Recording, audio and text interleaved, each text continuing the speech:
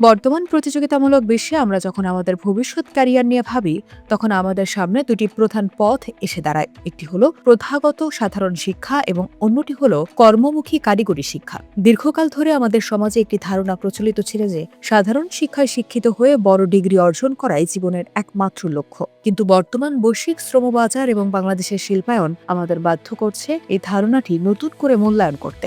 আজকের দিনে ডিগ্রি থাকার চেয়ে হাতে কলমে কাজ জানা এবং নির্দিষ্ট কোনো বিষয়ে দক্ষতা থাকাকেই নিয়োগকর্তারা বেশি গুরুত্ব দিচ্ছেন। আমরা যদি বর্তমান বাজারের চাহিদার দিকে তাকাই, তবে দেখব যে সাধারণ শিক্ষায় শিক্ষিত অসংখ্য স্নাতক ও স্নাতকোত্তর ডিগ্রিধারী তরুণ উপযুক্ত চাকরির অভাবে বেকারত্বের অভিশাপে ভুগছেন। অন্যদিকে আইটি স্পেশালিস্টদের জন্য বাজারে কর্মসংস্থানের অভাব নেই। অর্থাৎ বর্তমান বাজারে সাধারণ তত্ত্বীয় শিক্ষার চেয়ে কারিগরি বা ভোকেশনাল শিক্ষার চাহিদা বহুগুণ বৃদ্ধি পেয়েছে। আর বৈষম্যের বিষয়টি বিশ্লেষণ করলে দেখা যায়, শুরুতে কারিগরি শিক্ষার শিক্ষিতদের বেতন কিছুটা কম মনে হতে পারে। সাম্প্রতিক বিভিন্ন জরিপে দেখা গেছে, কারিগরি শিক্ষা গ্রহণকারীদের একটি বড় অংশ 10 থেকে 15,000 টাকা বেতনে কর্মজীবন শুরু করেন, যেখানে সাধারণ শিক্ষার উচ্চতর ডিগ্রিধারীরা হয়তো আরো ভালো স্কেলে শুরু করতে চান। তবে এখানে একটি বড় পার্থক্য হলো কর্মসংস্থানের নিশ্চয়তা। একজন কারিগরি শিক্ষার্থী পড়ালেখা শেষ করার 6 মাসের মধ্যেই কোনো না কোনো কাজে যুক্ত হতে পারছেন, যা সাধারণ শিক্ষার ক্ষেত্রে অনেক সময় বছরের পর বছর সময় নিয়ে নেয়। আবার সময়ের সঙ্গে সঙ্গে যখন একজন কারিগরি দক্ষতা সম্পন্ন মানুষ অভিজ্ঞ হয়ে ওঠেন, তখন তার আয় বৃদ্ধির হার সাধারণ চাকুরিজীবীদের চেয়ে অনেক বেশি হয়। বিশেষ করে বিদেশে দক্ষ শ্রমশক্তির যে বিশাল বাজার রয়েছে, সেখানে সাধারণ ডিগ্রিধারীদের চেয়ে কারিগরি জ্ঞান সম্পন্ন ব্যক্তিরা 4 থেকে 5 গুণ বেশি আয় করার সুযোগ পান। মূলত দক্ষতার অভাবে আমাদের দেশে শিক্ষিত বেকারের সংখ্যা বাড়িয়ে দিচ্ছে এবং আয় বৈষম্যকে আরো প্রকট করছে।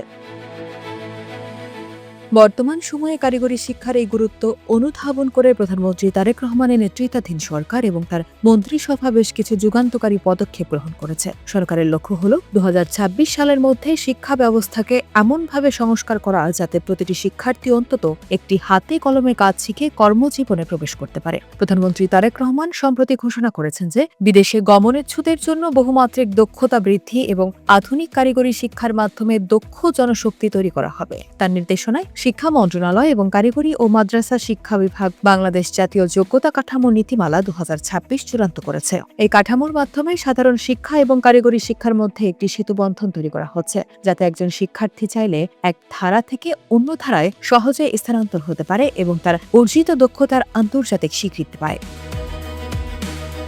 শিক্ষামন্ত্রী ডক্টর আনম এহসানুল হক মিলন এই পরিকল্পনার অংশ হিসেবে কারিগরি ও বৃত্তিমূলক শিক্ষাকে আধুনিকায়নের উপর বিশেষ জোর দিয়েছেন। তিনি স্পষ্ট করেছেন যে এখন থেকে শিক্ষা কেবল মুখস্থ নির্ভর থাকবে না, বরং তা হবে সৃজনশীল ও বাস্তবমুখী। সরকারের 180 দিনের বিশেষ কর্মসূচির আওতায় শিল্প কারখানা ও শিক্ষা প্রতিষ্ঠানের মধ্যে সমন্বয় বাড়ানোর উদ্যোগ নেওয়া হয়েছে, যাতে শিক্ষার্থীরা পড়াশোনার পাশাপাশি ইন্টার্নশিপের মাধ্যমে সরাসরি কাজের অভিজ্ঞতা পায়। এছাড়া প্রধানমন্ত্রী তারেক রহমানের বিশেষ নির্দেশনায় দেশের প্রতিটি উপজেলায় কারিগরি প্রশিক্ষণ কেন্দ্র স্থাপনের জন্য ত্বরান্বিত করা হচ্ছে এবং প্রযুক্তি নির্ভর নতুন নতুন কোর্স যেমন রোবোটিক্স, ব্লকচেইন এবং কৃত্রিম বুদ্ধিমত্তাকে কারিগরি শিক্ষাক্রমের অন্তর্ভুক্ত করা হচ্ছে।